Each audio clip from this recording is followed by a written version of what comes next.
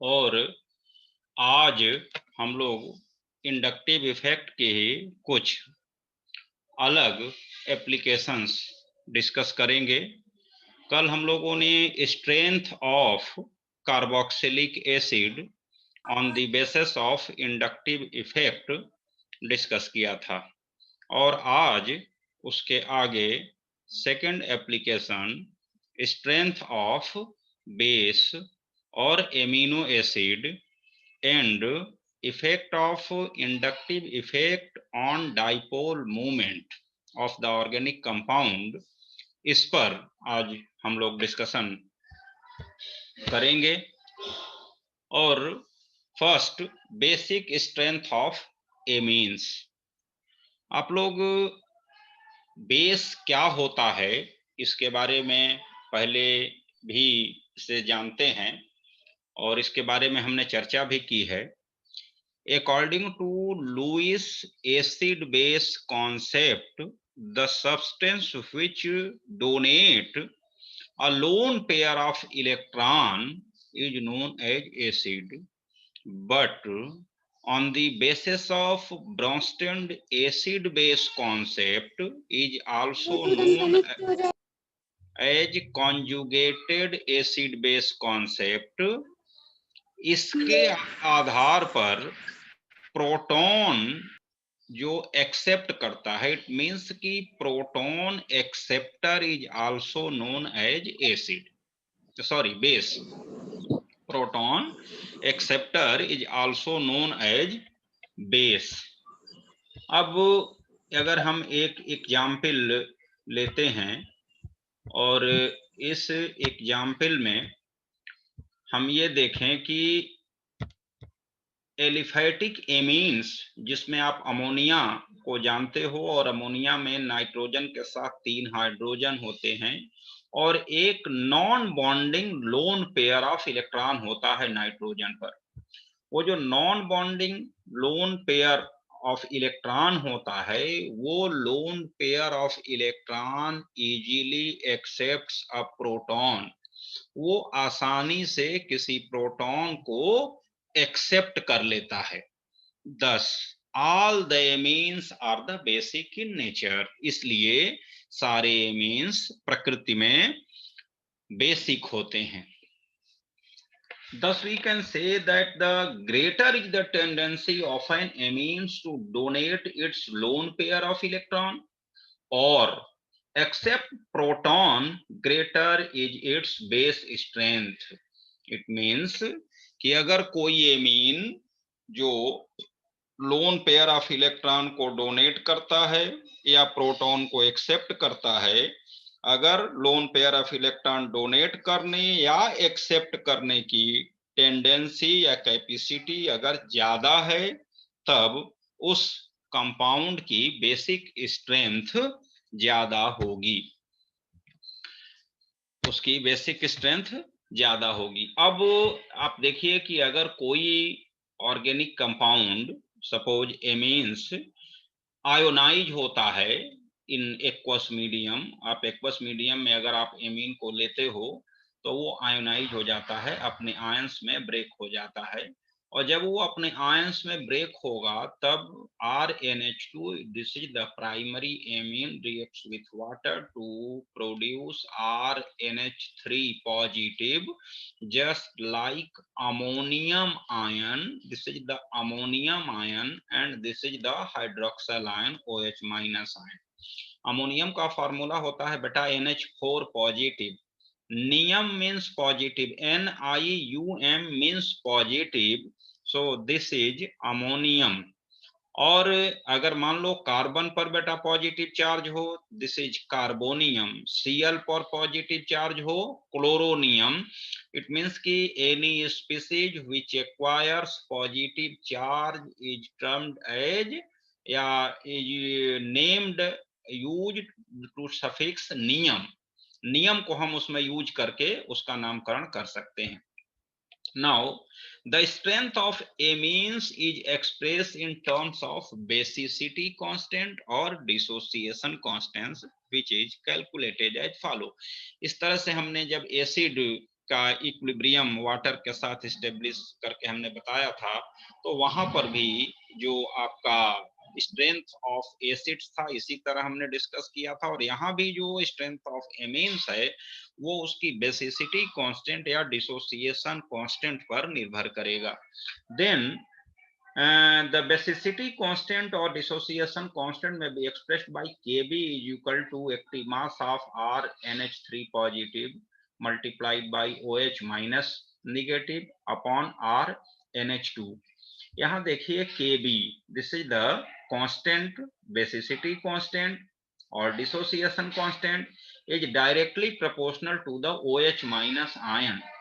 ये OH minus ion के directly proportional होता है। इट मीन्स कि OH माइनस आयन के बढ़ने से Kb बढ़ेगा, और Kb के बढ़ने से अगर Kb की वैल्यू जो हम है अगर वो बढ़ती है तब हम होगा कि बेस जो है वो स्ट्रॉन्ग बेस है। इट मीन्स कि OH की वैल्यू ज्यादा होने पर बेस स्ट्रॉन्ग होगा, या according to Kb directly proportional to OH, तब Kb के ज्यादा होने पर भी बेस हमारा क्या होगा, वो स्ट्रॉन्ग होगा। Now the strength of amines depend upon the inductive effect of the substituents. जो एमीन्स का बेसिक स्ट्रेंथ होगा वो एमीन्स में लगे हुए ये सब्स्टिट्यूएंट्स लाइक आर या इलेक्ट्रॉन विड्राइंग या इलेक्ट्रॉन रिपेलिंग ग्रुप पर निर्भर करेगा कि वो एमीन्स की स्ट्रेंथ कैसी है, वो स्ट्रॉन्ग होगा या वीक होगा। Now we shall discuss these effects. हम इस इफेक्ट को डिस्कस करेंगे। मान लेते हैं effect of EDG, it means की इलेक्ट्रॉन डोनेटिंग ग्रुप। हम ये मान लेते हैं कि जो एमीन्स हैं, एमीन्स मीन्स को आप कैसे डिफाइन करोगे, अगर हम उसको डिफाइन करें कि what is the definition of amine, तो हम उसको बहुत ही सिंपल वे में इस तरह डिफाइन कर सकते हैं कि alkyl derivative of ammonia is known as amine because, जहां कर्सर चल रहा है आप ध्यान दीजिए, if we replace any one of the hydrogen by R, then we get amine RNH2। तब यहां पर इसको हम कह सकते हैं कि this is amine is the alkyl derivative of ammonia. So यहाँ पर जो एल्काइल डेरिवेटिव्स इसमें इंट्रोड्यूस होते जाएंगे उसके बेसिस पर ही इसकी स्ट्रेंथ बढ़ती या घटती जाएगी। तो यहाँ पर alkyl groups of amines having plus I effect आपने पहले भी पढ़ा है कि alkyl groups is the electron donating groups, और ये इलेक्ट्रॉन को डोनेट करेंगे टुवर्ड्स नाइट्रोजन। जब नाइट्रोजन की तरफ ये डोनेट करेंगे तब जो नाइट्रोजन की इलेक्ट्रॉन डेंसिटी है, नाइट्रोजन पर इलेक्ट्रॉन डेंसिटी है वो बढ़ जाएगी। सपोज करिए हम देखें यहाँ 3 लिखे हैं अमोनिया 1, और जो ये 0 दिख रहा है this is the primary represented primary, this is the primary amine. R जहां 2 है this is secondary amine, and R nitrogen से 3 जुड़ गए, 3 एल्काइल ग्रुप जुड़ गए तो that is termed as tertiary amine. लेकिन जब R इलेक्ट्रॉन रिपेलिंग ग्रुप है तो आप देखेंगे प्राइमरी, सेकेंडरी एंड टर्सरी में R की संख्या बढ़ती जा रही है। इट मीन्स कि इलेक्ट्रॉन रिपेलिंग ग्रुप की कैपेसिटी इंक्रीज होती जा रही है, एंड इसकी वजह से जो नाइट्रोजन पर इलेक्ट्रॉन डेंसिटी यानी कि इलेक्ट्रॉन का घनत्व बढ़ता जा रहा है। तो होगा क्या, thus all the amines are capable of donating electrons more easily than ammonia and hence are stronger base than ammonia। क्यों? क्योंकि प्राइमरी में एक R इस इलेक्ट्रॉन को नाइट्रोजन की तरफ देता है, धक्का देता है, तो नाइट्रोजन भी इस इलेक्ट्रॉन को दूसरे को आसानी से दे सकता है, एंड इस तरह की प्रॉपर्टी की वजह से this is the Lewis acid base concept. यह लुईस एसिड बेस कॉन्सेप्ट है कि any species which donate lone pair of electron to other species is termed as base. तो ये बेस की तरह बिहेव करने लगा। But in comparison with ammonia, ammonia में कोई भी इलेक्ट्रॉन रिपेलिंग ग्रुप नहीं है, इसलिए ये वीक बेस होगा। और प्राइमरी एमीन आपका यहाँ पे बेस होगा strong base comparison to ammonia, secondary amine strong होगा comparison to primary, and tertiary amine strong होगा comparison to secondary. Then the general representation of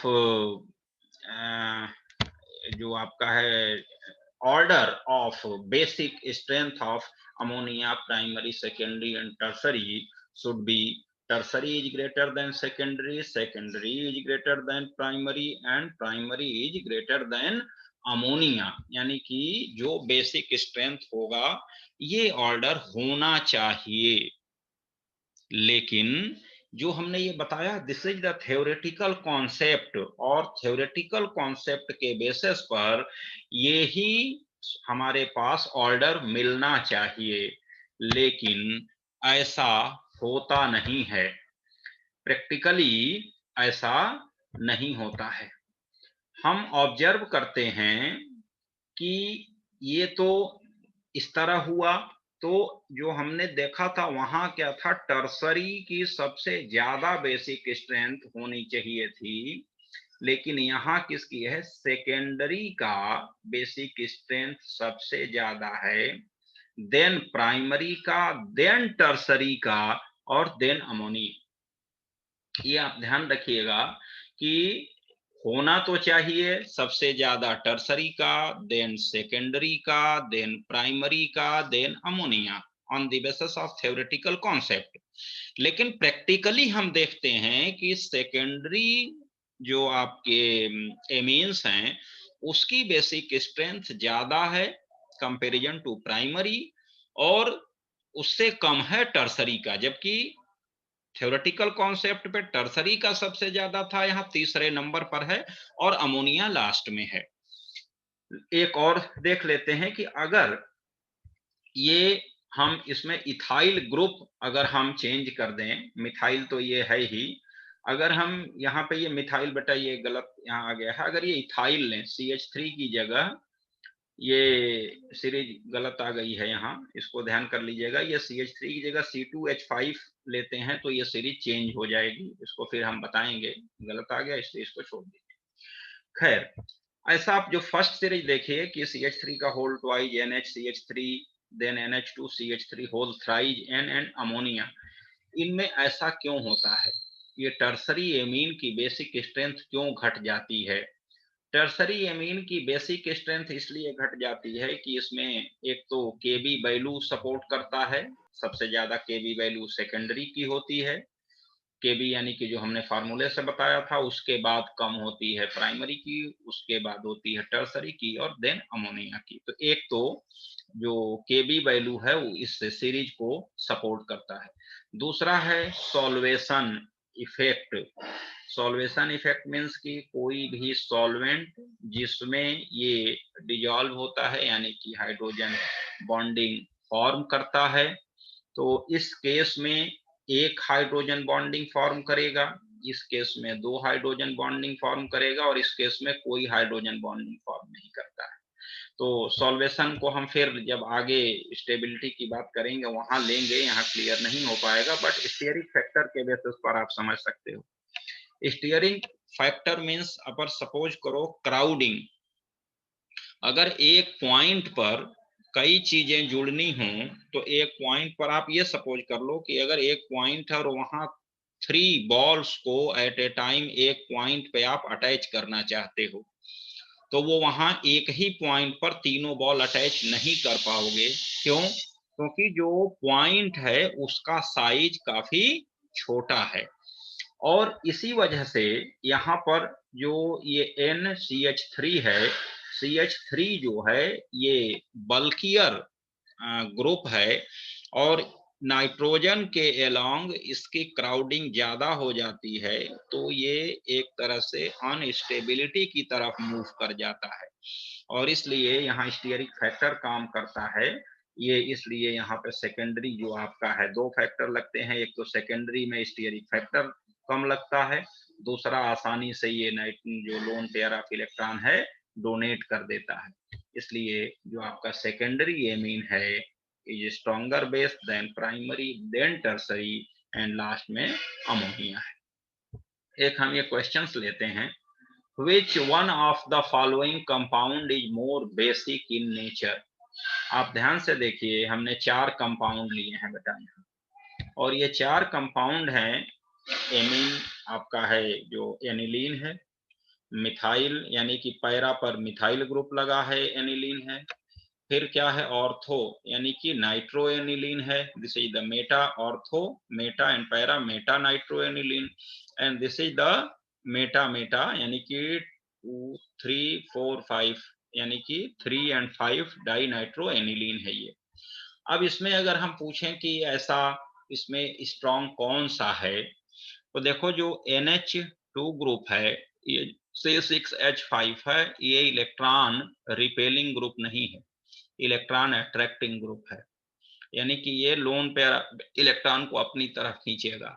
लेकिन अगर आप इसमें देखो जो आपका मिथाइल एनिलीन है, पैरा मिथाइल एनिलीन, यहाँ पर CH3 इलेक्ट्रॉन रिपेल करता है, यानी यहाँ से ये इलेक्ट्रॉन को इस बेंजीन रिंग की तरफ पुश करेगा, और जब बेंजीन रिंग की तरफ पुश करेगा तो थ्रू रेजोनेंस के द्वारा ये इलेक्ट्रॉन नाइट्रोजन यानी कि NH2 की तरफ मूव करेंगे, यानी कि इस नाइट्रोजन पर इलेक्ट्रॉन डेंसिटी बढ़ जाएगी, और इस एनिलीन यानी कि फर्स्ट कंपाउंड के मुकाबले सेकंड में जो बेसिक नेचर है वो बढ़ जाएगा, यानी कि ये आसानी से लोन पेयर ऑफ इलेक्ट्रॉन को डोनेट कर सकता है।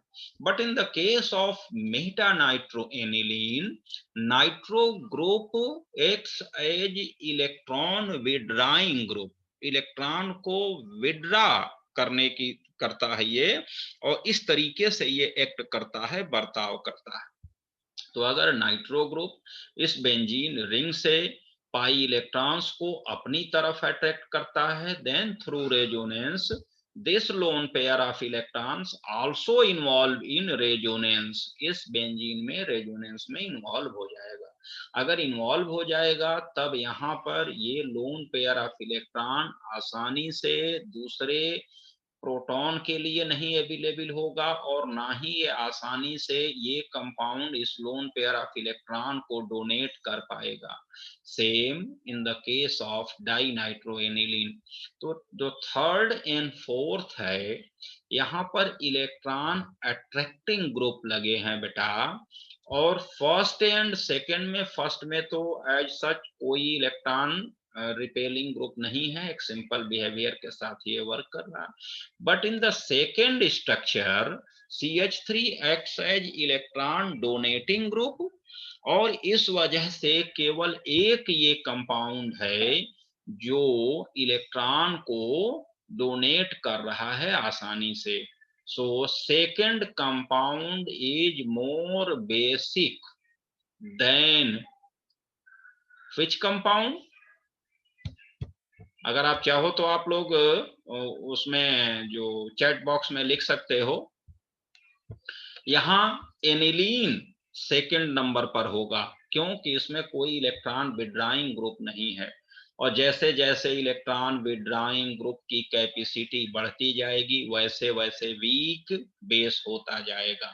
इट मीन्स कि second compound is more basic than first compound, then third और देन फोर्थ, यानी फोर्थ सबसे कमजोर बेस होगा, वीक बेस होगा, उससे थोड़ा सा स्ट्रॉन्ग, सबसे स्ट्रॉन्ग तो होगा आपका सेकंड और फर्स्ट, यानी कि हमारे पास जो सीरीज आएगी वो ये आएगी।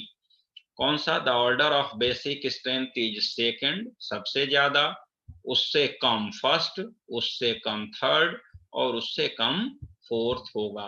इस तरह के कंपाउंड्स को लेकर के आप बेसिक स्ट्रेंथ डिस्कस करिएगा। नहीं समझ में आएगा तो आप लोग चैट बॉक्स में या वहाँ आप लिखिएगा, वहाँ हम डिस्कस करेंगे। Okay, now we discuss second application of inductive effect of inductive effect on dipole moment। dipole moment पर inductive effect का क्या प्रभाव पड़ता है, ये भी हम यहाँ देखेंगे किस तरह बदलता है और उसमें कौन कौन से और फैक्टर हैं जो इसको डिसाइड करते हैं। वैसे हमने पहले ही हम बता चुके हैं कि जो कोवैलेंट बॉन्ड होता है, अगर वो दो डिसिमिलर मतलब कि असमान एटम के बीच में अगर कोवैलेंट बॉन्ड है तो वो इलेक्ट्रॉन स्लाइटली शिफ्ट हो जाते हैं किसी भी एक एटम की तरफ on the basis of electronegativity, और वो बॉन्ड पर चार्ज डेवलप हो जाता है प्लस और माइनस, जिसकी वजह से हम कहते हैं कि वो पोलराइज हो गए। और इस पोलराइजेशन या ध्रुवण की वजह से डाइपोल मोमेंट जो है उनके बीच में उत्पन्न हो जाता है, दो डाइपोल की तरह वो बिहेव करने लगते हैं कोवैलेंट बॉन्ड। और इस डाइपोल मोमेंट का जो मैग्नीट्यूड है वो दो फैक्टर पर डिपेंड करता है। First is the difference of electronegativity and second is the orientation of polar covalent bond. तो इसको हम वन बाय वन डिस्कस करेंगे और ध्यान से देखिए डिफरेंस ऑफ इलेक्ट्रोनेगेटिविटी का क्या इफेक्ट पड़ता है। As the difference in electronegativity between two covalent bonded atom increases, the polarity of covalent bond increases and hence the dipole moment increases।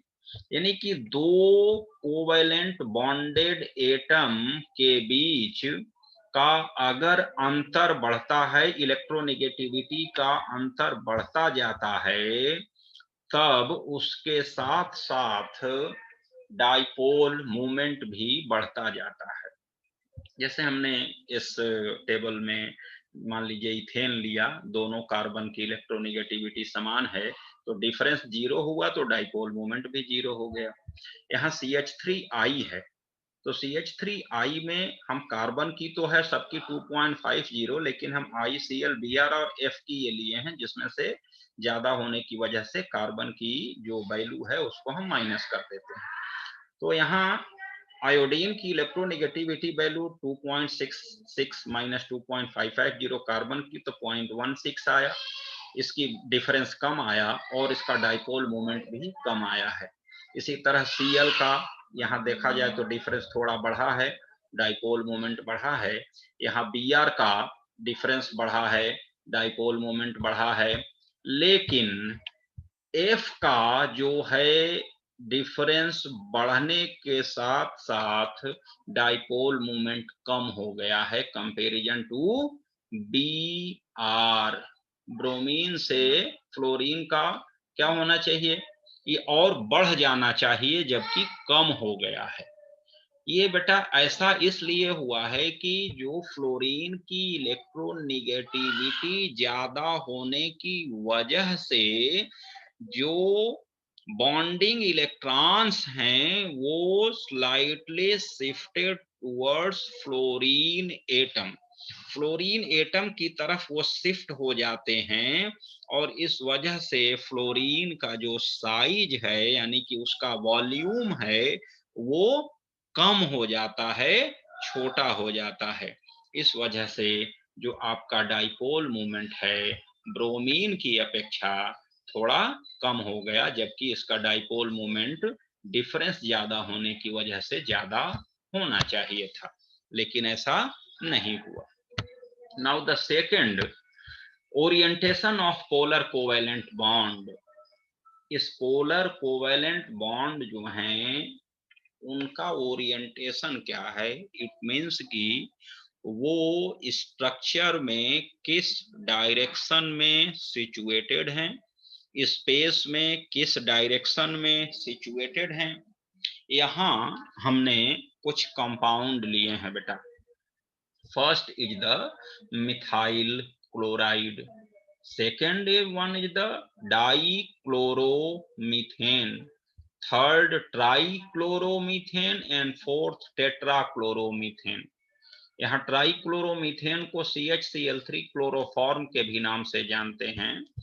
और the actual dipole movement of the molecule is the vector sum of all the individual bond movement. ये भी हम बाद में लेंगे और बताएंगे कि इसका क्या मतलब है। पहले आप देखिए फर्स्ट वाले स्ट्रक्चर में। इस फर्स्ट स्ट्रक्चर में आप देख रहे हैं कि 3 हाइड्रोजन है। इन तीनों हाइड्रोजन का जो कैपेसिटी है वो इलेक्ट्रॉन को रिपेल करने की है टुवर्ड्स कार्बन। अब देखिए ये जो हाइड्रोजन ऊपर वाला है ये कार्बन की तरफ इलेक्ट्रॉन को देगा और नीचे वाला भी कार्बन की तरफ देगा। इसलिए इन दोनों का जो इफेक्ट होगा वो नल एंड वायर्ड हो जाएगा, यानी कि न्यूट्रलाइज हो जाएगा। इस हाइड्रोजन जहां कर्सर चल रहा है इसका इलेक्ट्रॉन रिपेलिंग कैपेसिटी कार्बन की तरफ है, तीर है, और कार्बन की तरफ से Cl की इलेक्ट्रोनेगेटिविटी ज्यादा होने की वजह से H से C और C से Cl, इट मींस कि इसका डायरेक्शन H से Cl की तरफ हो गया है and that is the resultant dipole. तो इस वजह से इसका डीएम यानी डाइपोल मोमेंट 1.83 डी डिबाई हो गया है। But in the case of dichloromethane, यहाँ हाइड्रोजन का देखिए 2 हाइड्रोजन का कार्बन की तरफ है और 2 कार्बन का जो इलेक्ट्रॉन डिस्प्लेसमेंट Cl की तरफ है, यानी पोलराइजेशन कार्बन और Cl के बीच Cl की तरफ C पर निगेटिव होगा। बट हाइड्रोजन और कार्बन के केस में कार्बन की तरफ इलेक्ट्रॉन मूव कर रहे हैं। इस केस में अगर देखा जाए H और C में तो C पर स्लाइटली निगेटिव और H पर पॉजिटिव होना चाहिए।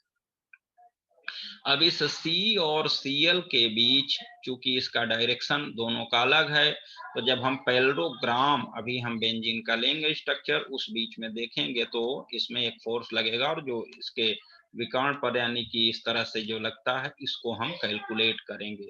तो यहाँ पर H का C और H का C की तरफ Cl का यहाँ और दोनों का रिजल्टेंट ये होगा, एक डायरेक्शन में है इसलिए इसका जो डाइपोल मोमेंट है 1.62 डी होगा। यहाँ देखिए इस कार्बन से जहां कर्सर चल रहा है इन दोनों का जो डाइपोल मोमेंट होगा उसका डायरेक्शन इस दिशा में होगा जिधर हमने डायरेक्शन तीर का दिखा रखा है। बट इस एच सी और Cl का डायरेक्शन इसके अपोजिट होगा, क्योंकि ये Cl नीचे साइड में और H ये इस साइड में मूव कर रहा है इलेक्ट्रॉन्स को। इसलिए इन दोनों का जो रिजल्टेंट सम होगा डाइपोल मोमेंट का वो Cl C एंड C के बिटवीन होगा और ये कम होगा, इसलिए अपोजिट होने की वजह से रिजल्टेंट इनका कम आ जाएगा।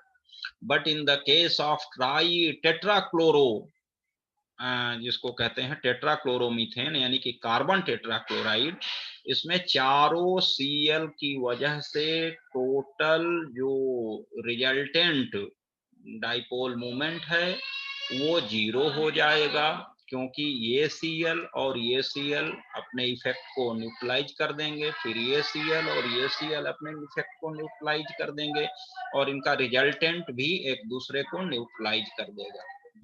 तो यहाँ आप देख रहे हैं कि सबसे ज्यादा जो डाइपोल मोमेंट है वो मिथाइल क्लोराइड का, उससे कम हो गया डाइक्लोरो का, उससे कम हो गया ट्राइक्लोरो का और सबसे कम यानी कि 0 हो गया टेट्रा क्लोरो का।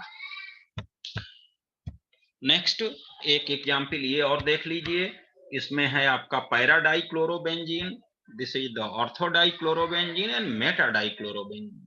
इसमें आप देखिए पैराडाइक्लोरोबेंजीन में दोनों का जो Cl का और इस Cl का कार्बन के थ्रू जो इलेक्ट्रॉन मूवमेंट है यानी डाइपोल के लिए इलेक्ट्रॉन डिस्प्लेसमेंट है वो टुवर्ड्स Cl होगा और Cl होने की वजह से दोनों में जो फोर्स लगेंगे वो इक्वल एंड अपोजिट डायरेक्शन में लगेंगे, इसलिए दोनों का जो डाइपोल मोमेंट है वो कैंसिल हो जाएगा और इसका डाइपोल मोमेंट पैराडाइक्लोरो का 0 आएगा। लेकिन आप इस केस में देखिए ऑर्थो आइसोमर के केस में Cl और इस बीच में मान लीजिए कोई है और अगले C के बीच में एंगल 60 डिग्री है।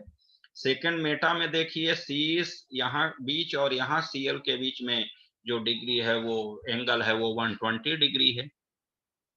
ये इसका फोर्स कैलकुलेट करने के लिए इस पैरेललोग्राम का जो फोर्स है according to law of parallelogram, इसके थ्रू हम कैलकुलेट करते हैं और आप देखिए कि R is equal to under root P square plus Q square plus 2pq cos theta, where P and Q is the two जो क्या है magnitude of resultant force like this and this. If the value of this is P and value of this the Q, then R is equal to under root P square plus Q square plus 2pq cos theta.